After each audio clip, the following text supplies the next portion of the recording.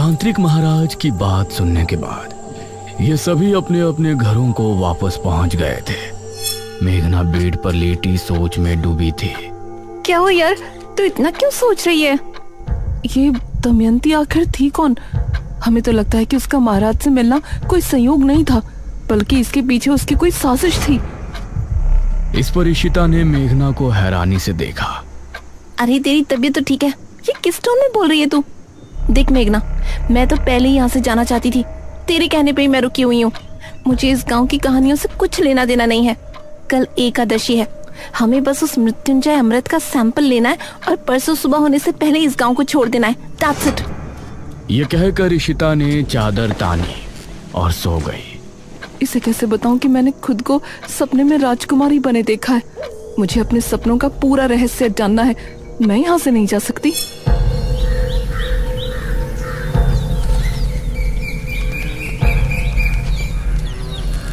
अगले दिन इशिता और मेघना आपस में बातें कर रही थी।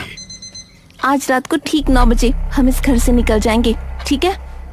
यार मुझे इस तरह बिना कुछ बताए जाना ठीक नहीं लग रहा। हमें सबको बता देना चाहिए कि हम यहाँ पर मृत्युंजय अमृत के लिए आए हैं। तभी दरवाजे पर दस्तक हुई।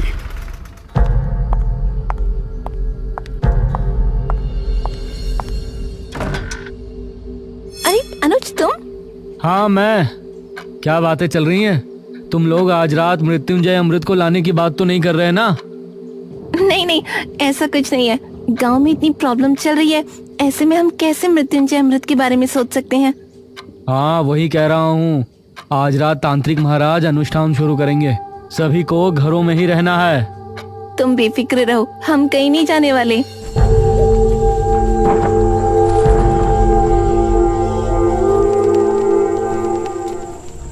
रात होने पर तांत्रिक महाराज ने अनुष्ठान की तैयारी शुरू की। उनके साथ किले में मुखिया और गांव के 2 आदमी मौजूद थे। वहीं अनुज और उसकी माँ हवेली पर अपने कमरे में बैठे थे। माँ, मेघना और इशिता को भी यहाँ बुला लूं? कहीं उन दोनों को डर लग रहा हो। इस पर ठकुराइन ने अनुज को घूर कर देखा। मैं सब समझ रही हूँ, तुम उस शहरी लड़की पर लट्टू हो रहे हो। माँ, बस वो जहाँ है उसे वहीं रहने दो, न जाने कब यहाँ से जाएगी। मेरा बस चले तो मैं अभी उसे इस घर से निकाल दूं। उस समय इशिता और मेघना घर के पिछले दरवाजे से निकल रही थी।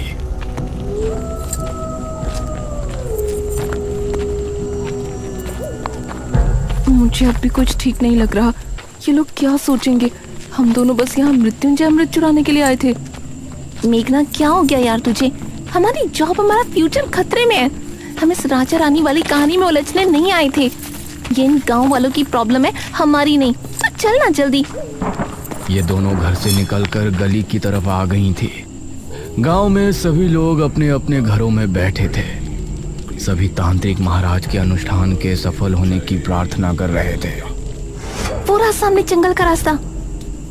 उस समय गांव का एक आदमी राजू सिगरेट पीता हुआ जंगल की तरफ से आ रहा था। अरे यार, आज तो ओस बहुत ही ज्यादा है, सिगरेट भी नहीं सुलग रही।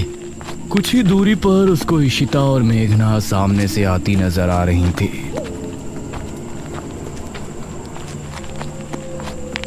अरे वाह, यह तो वही शहरी हसीनाएं हैं जो मुखिया के घर ठहरी हैं। इनसे जान पहचान बढ़ाने का यह अच्छा मौका है। वो भी कुछ दूरी के फासले से इनके पीछे हो लिया। इशिता और मेघना ने अभी जंगल की सरहद पर कदम रखा ही था कि तभी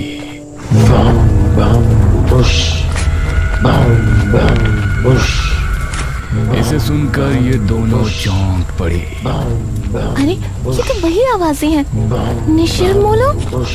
और राजू भी इस आवाज को सुनकर डर गया। हे भगवान, निशिर मोलो। राजू का दिल दहल उठा। उसने पाया कि वह आवाज ठीक उसके पीछे से आ रही है। उसने जैसे ही पलटकर देखा तो निशिर मोलो ठीक उसके सामने थे। एक पल को राजू की सांसें मानो रुक सी गई। तभी ताबूत अपने आप खुल गया।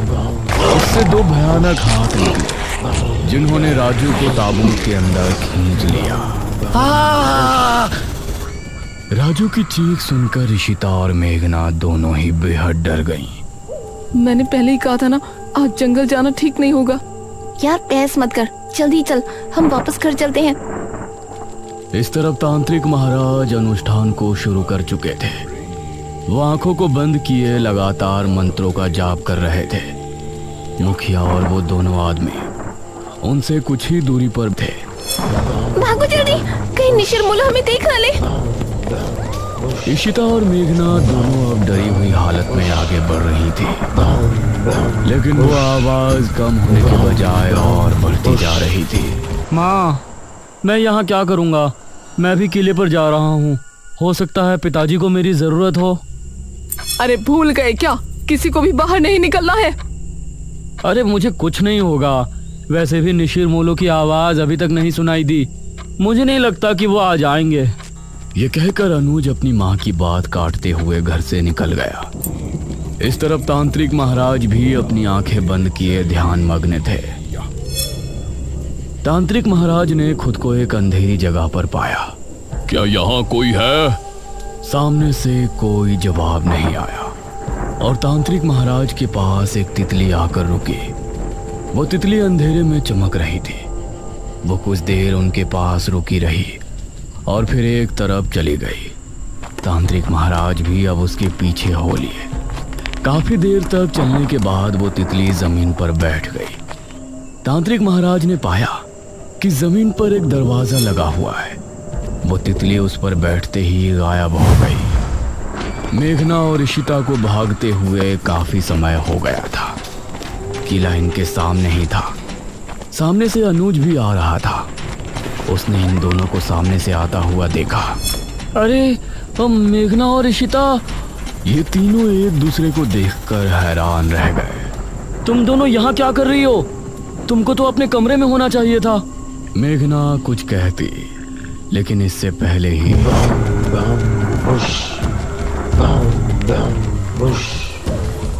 ये क्या, निशिर मोलो आ गए? निशिर मोलो की आवाज सुनते ही ये तीनों बुरी तरह डर गए और अब किले के अंदर भी उनकी आवाज पहुंच रही थी। डरो नहीं, तांत्रिक महाराज ने पहले ही कहा था कि निशिर मोलो यहाँ जरूर आएंगे, लेकिन हमें डरने की जरूरत नहीं है। जब तक हम अपने घरों में हैं, वो हमें कोई नुकसान नहीं पहुंचा सकते। चलो हम भी किले के अंदर चलते हैं। और ये तीनों किले के अंदर पहुंचे। अरे तुम तीनों यहाँ क्या कर रहे हो? वो कुछ नहीं पिताजी। क्या मतलब कुछ नहीं? हमने कहा था ना कि आज की रात बाहर नहीं निकलना। तभी तांत्रिक महाराज ने एक लंबी सांस भरी और अपनी आंखें खोली। ये सभी उन्हें गौर से देखने लगे। क्या हुआ तांत्रिक महाराज, कुछ पता चला? मैंने अपनी पूरी शक्ति लगा दी, लेकिन मुझे सिर्फ एक दरवाजे के अलावा कुछ नहीं नजर आया। इस पर सबसे पहले मेघना ने सवाल किया। कैसा दरवाजा? वो दरवाजा किसी चौखट पर नहीं बल्कि जमीन पर लगा हुआ है। शायद कोई तहखाना है। इसका मतलब है कि वो किताब किसी तहखाने के अंदर ही है। ठीक है महाराज, हम लोग सुबह होने पर गांव के कुछ आदमियों को लेकर राजमहल जाएंगे और उस तहखाने को ढूंढेंगे। हाँ, यही विचार ठीक होगा। अब आप लोग अपने घरों को जा सकते हो। ध्यान से जाना, निशिर मोलो अभी भी तुमको रास्ते में मिल सकते हैं। जो आ गया महाराज। मुखिया अनुज और इन तीनों के साथ घर की तरफ रवाना हो गया और बाकी सभी गांव वाले भी अपने अपने घरों को चले गए। अनुज, तुमने बताया नहीं कि तुम तीनों यहाँ क्यों आए थे? वो पिताजी, मुझे आपकी चिंता हो रही थी और इन दोनों को भी ना जाने क्यों घर पर डर लग रहा था। इसीलिए ये भी मेरे साथ चली आई।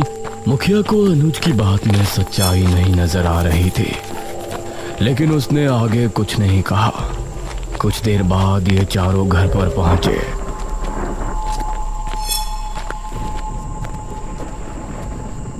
अब तुम लोग जाकर अपने अपने कमरों में चुपचाप सो जाओ। कोई मस्ती मजाक नहीं। जी पिताजी। ये कहकर मुखिया अपने कमरे में चला गया। फिर मेघना ने अनुज की तरफ देखा। थैंक यू अनुज, तुमने हमारे लिए अपने पिताजी से फिर झूठ बोला। अरे कोई बात नहीं मेघना, तुम्हारे लिए तो मैं 1000 झूठ भी बोल सकता हूँ। ये कहकर अनुज मुस्कुराते हुए अपने कमरे में चला गया। फिर इशिता और मेघना भी अपने कमरे में पहुंची। उस रात मेघना के मन में कई सवाल चल रहे थे। करीब 4 बजे जब वो सो रही थी तो उसने अपने आप को राजमहल में खड़ा हुआ पाया। अपने उसी राजकुमारी वाले अवतार में वो एक गलियारे से होती हुई आगे बढ़ रही थी। सामने ही एक बड़ा सा दरवाजा नजर आ रहा था। वो उस दरवाजे से होती हुई अंदर पहुंची। सामने एक अलमारी थी। उसने उस अलमारी को खोला तो उसके अंदर एक बक्सा रखा था। उस बक्से को खोलने पर उसे एक अंदर बड़ी सी चाबी रखी हुई नजर आई। मेघना सपने में बिल्कुल सही सलामत थी, लेकिन बाहर उसका पूरा शरीर पसीने से सराबोर हो गया था। तभी इशिता ने करवट ली तो उसने एक पल को आंखें खोलकर मेघना को देखा। मेघना, क्या हुआ तुझे? उठ। उसने मेघना को झंझोड़ा तो मेघना की नींद टूटी। क्या हुआ तुझे मेघना? देख तुझे कितना पसीना आ रहा है। मेघना नींद से जागी और लंबी लंबी सांसें लेने लगी। अरे कुछ तो बोल, कोई बुरा सपना देखा क्या? मेघना ने इशिता के जवाब में हल्का सा हाँ में सर हिलाया। इशिता ने उसे पीने के लिए पानी दिया और फिर उससे लिपट कर लेट गई। सुबह होने पर तांत्रिक महाराज कुछ गांव के लोगों को लेकर राजमहल पहुंचे। कोई भी कमरा, कोई भी गलियारा छूटना नहीं चाहिए। जी महाराज। गांव के सभी लोग अब अलग अलग गलियारों में चले गए। एक आदमी जिसका नाम मनीष था, वह एक कक्ष के सामने खड़ा था। उसने जैसे ही दरवाजा खोला तो कई चमगादड़ तेज शोर करते हुए वहां से निकल गए। उसने खुद को संभाला और कमरे के अंदर दाखिल हुआ। हे भगवान, कितना बड़ा कमरा है। तभी उसे भारी कदमों की आहट सुनाई देने लगी। उसने सामने देखा कि वही लबादे वाला आदमी उसके सामने खड़ा है। मनीष उसको देखकर दरवाजे की तरफ भागा, लेकिन दरवाजा अपने आप ही बंद हो गया। तभी वो लबादे वाला आदमी तेजी से उसके करीब पहुंचा और उसने कसकर मनीष का गला पकड़ लिया। मनीष की चीख महल की दीवारों में ही सिमट कर रह गई। गांव के लोगों ने राजमहल की अच्छे से तलाशी ली, लेकिन राजमहल इतना बड़ा था कि अपना पूरा दिन लगाने के बाद भी वो आधे राजमहल की छानबीन भी नहीं कर पाए थे। तांत्रिक महाराज, अब तो रात होने वाली है। अभी तक उस तहखाने का कुछ पता नहीं चला। उसको ढूंढना इतना भी आसान नहीं है जितना हमने सोचा है। मुखिया जी, हम रात में यहाँ नहीं रुक सकते। अवश्य, हम सभी यहाँ से निकलते हैं। सुबह होने पर फिर से आएंगे। ये सभी राजमहल से निकल ही रहे थे, तभी सामने से इनको मेघना आती हुई नजर आई। अरे बेटी मेघना, तुम यहाँ? जी अंकल। तुम यहाँ क्यों आई हो पुत्री? मुझे लगता है कि मैं उस तहखाने तक आपको लेकर जा सकती हूँ। ये कैसे हो सकता है? इस पर तांत्रिक महाराज ने मुखिया को हाथ के इशारे से चुप कर दिया। तुमको ऐसा लगता है तो ठीक है, बताओ कहाँ है वो तहखाना? अब मेघना आगे आगे चल रही थी और सभी उसके पीछे थे।